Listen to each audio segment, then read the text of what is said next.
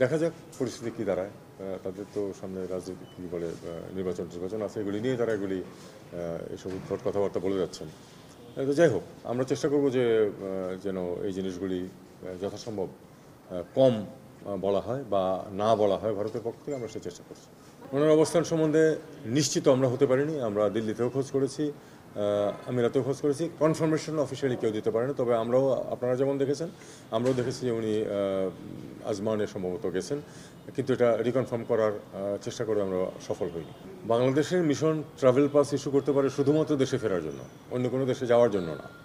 সেটার জন্য পাসপোর্ট লাগে। পাসপোর্ট তো ন্যাচারালি ইস্যু করা হবে না। তারা যদি দেশে ফিরতে চান তাদেরকে অবশ্যই ট্রাভেল পাস ইস্যু করা যেতে পারে থিওরিটিক্যালি, এবং তারা দেশে ফিরে আসতে পারেন। ট্রাভেল পাস শুধুমাত্র one way travel to Bangladesh. আপনাদের কাছে সুনির্দিষ্ট কোনো তালিকা আছে 5 আগস্টের পরে বাংলাদেশের রাজনৈতিক? আমার কাছে অন্তত সুনির্দিষ্ট কোনো তালিকা নেই। আমরা যেটুকু পত্রপত্রিকায় দেখেছি, দেশগুলোর কাছে চাইবেন কিনা যে আপনাদের কারা? সেটা যদি প্রয়োজন মনে করা হয় যে এই তালিকা দরকার আমাদের, তাহলে চাওয়া যেতে পারে।